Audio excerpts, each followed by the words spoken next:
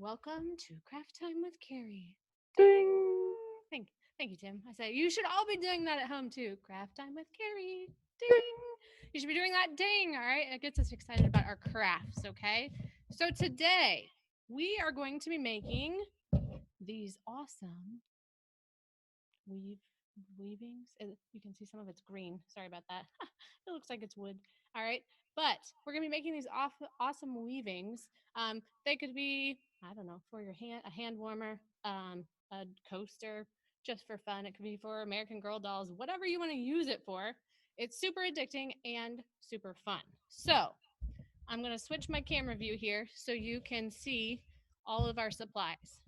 Now, the first thing you're going to need is a loom. All right. We bought these off of Amazon and they already have the notches cut in them. They're amazing. Okay. So you can order them. I know Amazon is a little backed up right now, but you could also make your own. So this is 6 inches by 10 inches. You can make them any size that you want, but it makes a weaving a little bigger than my hand, an adult size hand. So just to kind of reference that, if you wanted something that's square, you could do that. You could make it really any size that you wanted, all right, but in a square or rectangle shape. Now, to make it out of cardboard, you would cut your cardboard for 6 inches wide and 10 inches long, and then it's about one cut or two cuts per centimeter. So a better rule, we're also going to be using a straw, okay, for part of our, the width of a straw is where you would make a mark and then make a cut. So we have lots of cuts on this side. The more cuts you need, the wider, or the more you make, the wider your weaving is going to be. So you're going to need cardboard. You'll have to make that here. I'm going to move on. So go ahead and pause the video if you are making your cardboard loom and you don't have one of these already pre-cut ones. Okay. So if once you have your loom ready, you're going to need scissors. You're going to need one of these yarn needles. It has a big eye so that the yarn can go through that. So this is important for ease so you can get the yarn through there. You are going to need a straw. Mine is not a bendy straw because it's going to need to be longer than your weaving board that you make. Okay? And then you're going to need some yarn, at least 2 colors. I did on this one, I did lots of colors because we had lots of yarn. But you could make, you need one color for the base that's going to end up being the end ties, and then other colors, or at least one other color for your weaving. So our first step to get started, I need to get my loom ready to weave because it's not ready yet. So I always start with white. You can choose whatever color you want for your base. This is what we're going to be doing. We're going to set up our loom so that it has these strings on it. So then we can start weaving. You can see that here at the bottom. So you're going to take your yarn, and I am right-handed, so I'm going to do this for a right-handed person. You're going to start in the left-hand notch. I'm going to zoom in there for you. And you're going to tuck that string into the notch. Now on the back, I'm going to pull it so that it goes about halfway across my board here. You can see that as I bring that down, okay? Then I'm going to flip it back over to the front, and I'm going to go from the bottom to the top of my loom and stick it in the notch. Then I'm going to pull it under, back to the bottom notch, go back to the top notch, go under and go to the bottom notch. And we're going to keep doing this back and forth, bottom, top, bottom, top, until we get all the way across the board. Now, you can see this one is from this summer when we've done this before in our craft room, and they are kind of loose, and that makes it hard to weave. So as you're doing this, you do want to pull them pretty tight so that it gives you a nice tight loom to weave on. The nice thing about buying these boards off of Amazon, you don't have to make all those tiny little cuts, okay? But you can also reuse them. So this one you can see I have used before because some of the flaps here are coming up as I'm pushing them. down. They're like coming apart, but still totally works. So you can use it more than once after you're done with this project, which is what I like. So we're going to continue on until our board is all the way full. I'm about halfway done. This doesn't take super long. Okay. This is the first step. If you have a lot of people doing this at your house, let's say your parent wants to get these ready for everybody, this is an easy step that you can do. Or if you're doing all the crafts for your family, you can set these up ahead of time and then just start weaving. It doesn't take very long at all. And I cheated a little bit. I unwound my yarn because I am the queen of getting knots in my yarn. All right, so I laid it all out, and you'll see as we're coming to this, but I have a big knot in my yarn. So I didn't apparently go far enough, all right, on this. And normally I would just take it right from the skein and it would come out, but this was stuff that we had. So I'm going to be a horrible yarn person and just scoot it down as far as I need for my board. And then we'll deal with the knot later if I can get it undone here. Okay. So it is important to keep those little papers on your yarn so that it stays, straight, so you don't have this problem as you're going, because this is just what happens with yarn projects, is that you have knots. Okay. So if you keep it in the skein with the papers, it's a lot easier. You don't have to do this. Okay. So I have about 3 more times around here, and then we'll be to the end of our board. So I worked from left to right because I'm right-handed. If you are left-handed, you can work right to left. All right. Now, I'm on my last notch here. I'm going to go ahead and stick the string in there, and then I'm going to flip it over, and I'm going to take my string. It's hard white on white, okay? Here, that's still attached to the skein of yarn that I have. And I'm going to meet that up with the tail that when I started my project. And I'm going to tie these in a knot. Okay, I want to make sure that it reaches. Okay.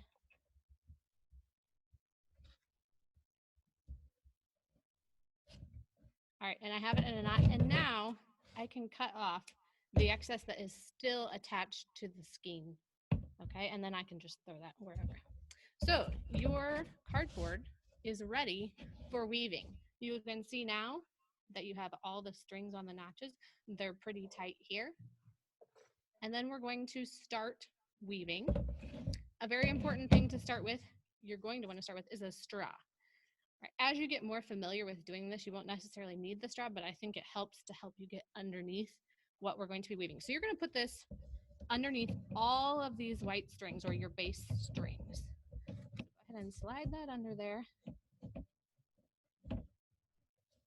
like this. It raises up these strings, and so it's easier to get under. So that's why we did that. I know it's hard to see because it's clear, but it is sitting here underneath all my strings, and then it hangs out a little bit as well. Now, I want to talk to you a little bit about yarn. I'm going to be using this awesome multicolor yarn, okay? And the reason I call it awesome is because about every inch or two, it changes color.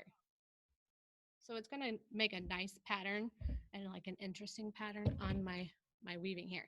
Now, I was a little fooled at the store. I have a couple, actually, a lot of these, because I was like, oh, these are cool, and they change color.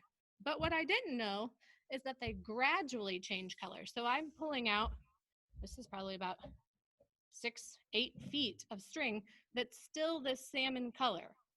So it looks like this yarn changes colors, and it does if you use it continually, which if you wanted to do the whole project with this color, it would, okay?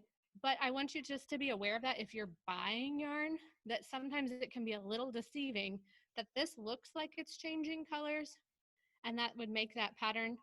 It will, it's just going to take a lot of yarn to do that. So a lot of layers or rows in our weaving. So I like to use a yarn, and normally there's a little string sticking out at the store that you can see this.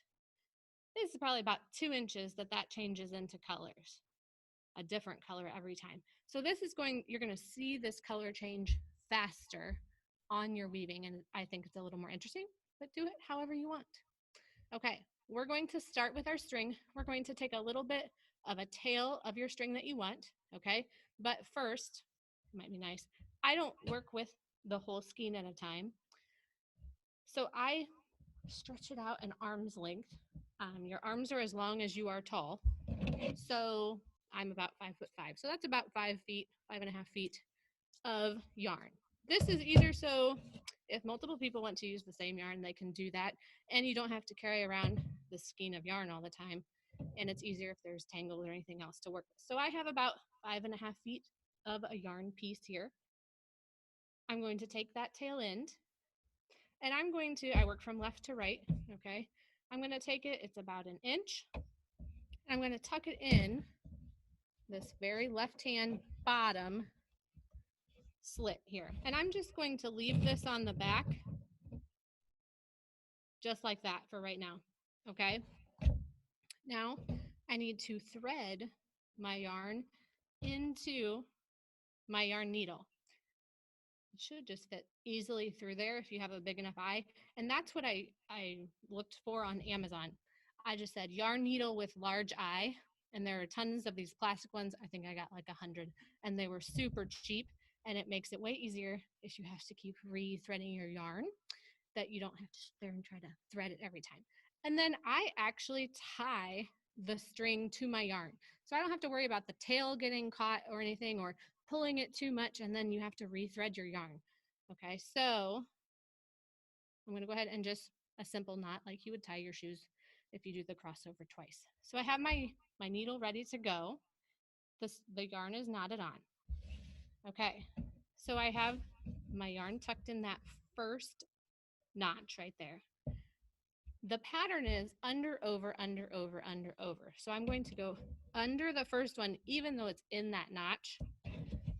And I'm going to go over the second string. You can see my needle there. Under the third string, and so on. Under, over, under, over, under, over, under, over. Okay, and my needle has kind of reached the point where it won't go under or over anymore from the side, and so I can just pull that through. The more string you have, it does tend to knot. So at the very beginning, it's a little difficult, okay? And you can see my last stitch is underneath. The string right here is going over, okay? So I wanna make sure that I continue that pattern for the rest of the row. So I get that under, over, under, over. This is where the straw helps out. If you scoot it down further, it kind of helps you get underneath those stitches that you need to. Okay, I'm gonna pull that again.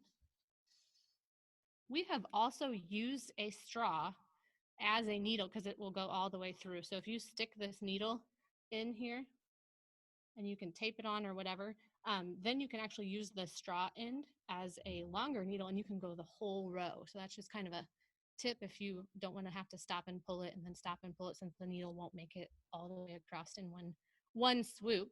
Okay, so I'm going to continue my pattern, okay, till I get to the end of the row. So I am here, and you can see it's kind of wobbly. So this is my favorite part of weaving. You have to use your fingers, okay, and you're going to scrunch it down towards the very bottom. Okay, now I can't just continue and go back under, over, because it'll undo my stitches. So I'm creating my second row, okay, and this last stitch on this row was over. So when I start this next row, I'm going to go under, over, under, over, under, over, and I'm working the opposite way now. I'm going from right to left. So I have under, over. I'm going to pull that out. Now, I have a tendency to pull this too tight. If you pull too tight on the ends, you want to kind of leave that loose. So if you pull too tight, you can see in our rug, our finished project that we did, do you see how it gets skinnier and then gets a little fatter? So you want to consistently have the same pull on either side as you go. So if you pull it tight, it's going to keep making that hourglass shape there, kind of like this. So we want to leave it so it's the same pulling each side, and so it's not too tight. The string should not be pulling in as you're turning the corner. So if you pulled it too tight, you can pull that string out a little bit and then continue on weaving. I'm going to continue weaving, all right, here for a little bit. And then Tim is going to talk to you for a minute, and I will show you how much weaving I can get done in just a little bit of time.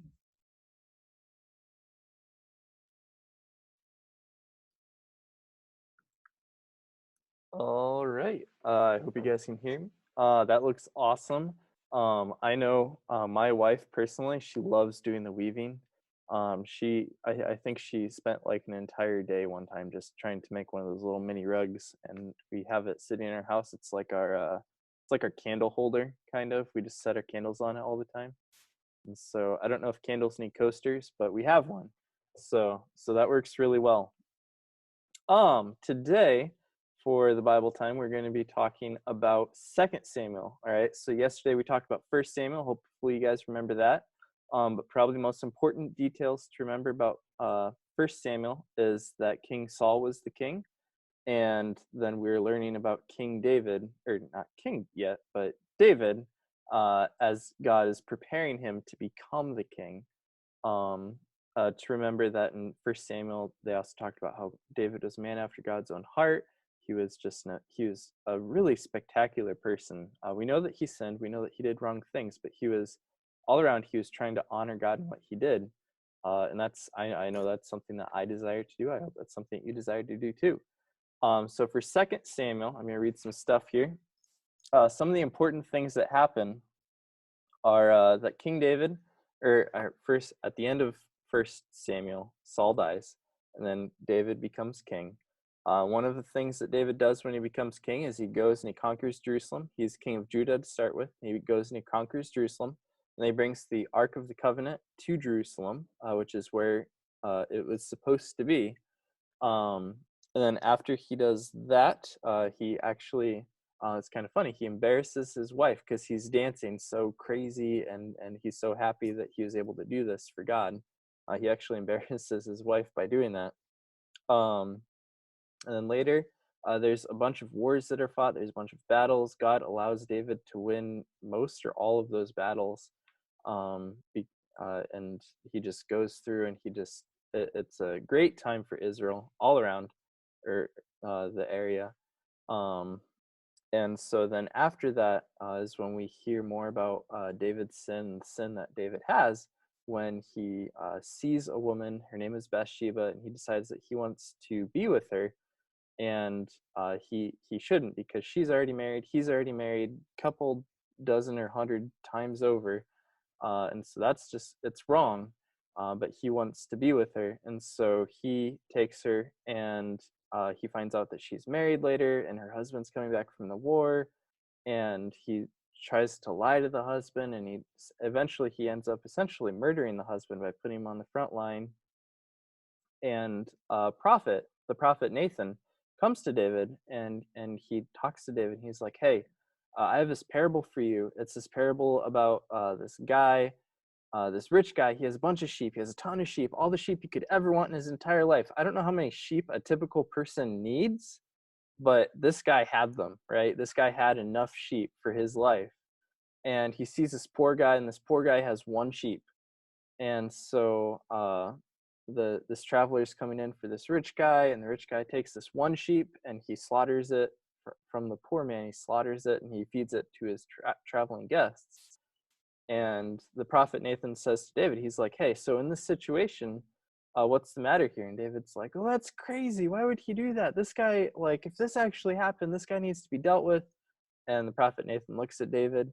He says, "You know what? That's actually you. You did that with Bathsheba." And David realizes what he's done, and he repents from his sin. But the damage has been done, and we see over most of the rest of Second Samuel that David starts to lose a lot more battles. A lot of really bad things starts happening to his country, and part of it is that even one of David's sons tries to overthrow David. It's one of David's favorite sons tries to overthrow him and tries to take over the country from him, and eventually David's forced to kill him, and David weeps over that, and he's just so distraught from that. And it came because David dishonored God. He did something that was very wicked in God's sight. Um, And so yeah, that's the book of Samuel. And that's kind of like the most important things that happened in the book of Samuel. So I'm gonna see if I can throw up a poll here for you guys. Hopefully it works. Let me know in the chat if it worked. It should be there. Maybe. It did. Yes. All right. So the first question there is who we should have, I think I tried to cover all of these. Who becomes king after King Saul dies in it's supposed to say First Samuel. Is it Daniel, Noah, David, or Deborah? I'll give you guys a second answer. And the answer is David. I cannot actually see your guys' live answers if you're answering on the poll, but I'm guessing you guys are smart. You probably picked up on that one. In 2 Samuel 12, the prophet Nathan tells King David a parable. In the parable, what does the rich man take from the poor man? Money, a donkey, toilet paper, or a lamb? Money, a donkey, toilet paper, or a lamb? Give you guys a second. I remember, and that's the parable where the rich guy, he had a bunch, and it was actually, and he took it from the poor man, and that was actually David the entire time. It was God through Nathan teaching David a lesson. It was a lamb. You are correct. True or false? King David never repents for his sin with Bathsheba. And you guys are correct. That is false. He does repent. He repents of his sin, which we're all called to do. In the Old Testament, New Testament, God talks all the time about how we're supposed to repent of our sins. We're supposed to turn away from them. Even after we become saved, we still sin. And we still have to turn away from our sins, say, no, that's wrong. I need to not do that anymore. And we continue looking towards God. We continue looking towards his holiness, right? And so that's what David did there.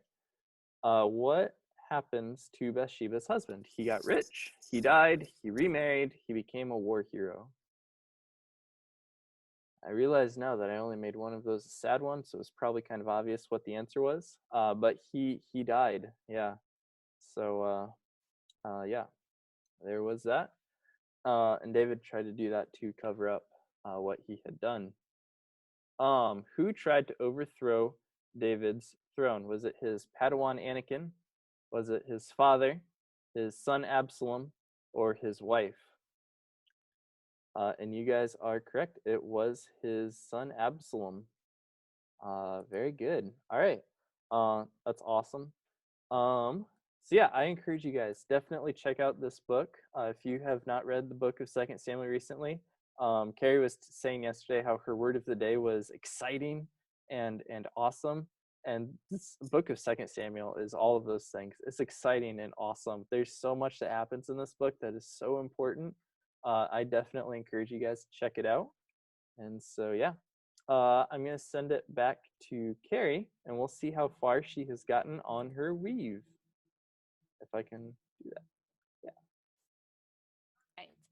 Now, I did stop. I have probably 6 rows, and I could have kept going. I think I listened to Tim for about 4 or 5 minutes. But I wanted to stop at this point because that string that I cut or that yarn that I cut to weave, I'm to the end of that point. You can kind of see it here. And I wanted to tell you how to add on more string when you need to, because you should not have string enough to like weave this whole thing, or you're going to have like a hot mess. Okay. So once you need to add string, if you're getting a different color, like with this example here, or the same color, I undid the knot that I had in my needle. So this is still what is attached to my weaving board. And I did leave at least a hand, so at least 6 inches worth of string. And I'm going to take either my new string or the same color, either one. And I'm just going to make a small knot in these. Okay. And I'm going to pull that tight. I'm going to pull it this way. And then I'm going to cut off these little tails so you really can't notice them. Just make sure that you don't cut the knot, because then it'll just come undone. Okay. So I cut both sides. Maybe my hand is wobbly there. Okay. And then you should be able to just keep on weaving. This is what the knot looks like, as you normally would. I normally try to stop in the middle so that I can weave, and I kind of measure it out that it's going to end up somewhere here in the middle. That knot, once I weave back through, should be, I don't really want it on the ends because that won't look great. So I want to try to plan out that that knot will end up somewhere in the middle. Even if I use a little extra string, it'll end up over here. But try to plan that out whenever you're adding more string so you're not at the end either side. Okay. And then I can keep on weaving until my little heart's content. Okay. And it's all the way to the top. You can actually stop at any time on this loom. You just can't go beyond with this type of string. There are ways that you can and set that up that you can just keep rotating it. But this one, we would just stop at the top. If you got tired of doing it, or you just wanted this size and wanted to weave like up this far, you could end there as well. Okay, so it's really up to you how big or how long you want to make that.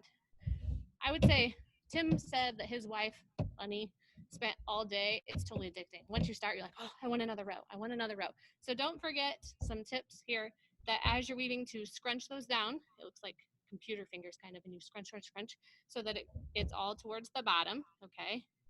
And I do that after every row just to make sure that it is very like tight in there, and it'll give you this look here.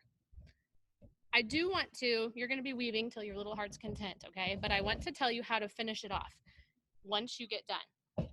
So once you have all of what you want weaved on here, you're going to flip this over and you're going to cut these strings on the back, okay? Don't freak out because it's going to end up looking like this. So this is one from the summer that we have not finished off, and you can see why we need to do something with these strings. Okay, these white strings are that first color you use to wrap around your loom. Okay, so you can see here that some of my weave is coming out. So there's a couple cool ways that you can do this. You could wrap this around and make a knot. My hands will not do that right now, okay? But I kind of like this. So you would take 3 of these strings that are hanging out and you make a loop knot. I'm going to hold this up further on here. And you want the knot closest to your, I'm going to call it a little rug or your weaving pattern, okay? So I'm going to do that. I'm going to pick another 3 strings, okay? And I'm going to do that same loop knot here. And so you're going to go all the way across. I would actually then, after I have about 2 of these, go over to the other side and start from that side and work on my way to the middle in case there's not an even number by 3s, I guess, or a multiple of 3 for you to do those strings. If you have to do 4 together, that's fine, or 2 together just to make it work. But just to tie this off, and it has kind of this fun tasseled look. If you do have any strings hanging out towards the end, you can wrap those in with one of those tassels. So see, I have this yellow one here, or greenish color. So I can just include that in my tassel on this side, and it will tie that off. So I'll take all of those so that it doesn't fray at all, and make that loop knot and pull it, and then I have a cool little tassel. Now your strings might be different lengths, so you can trim this once all of your tassels are tied.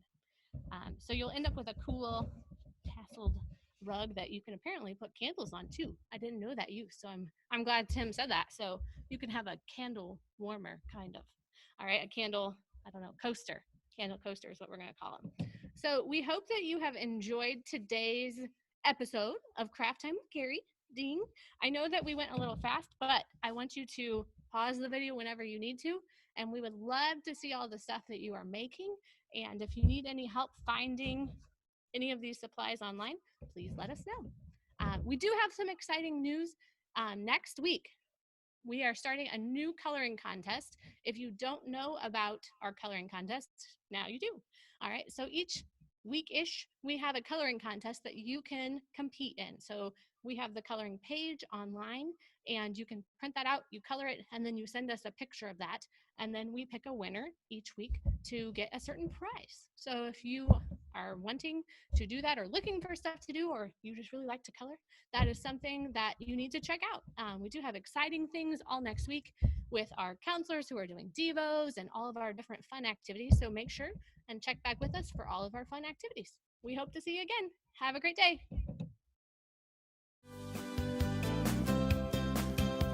Thank you for joining us here on Virtual Camp. We hope to see you next time.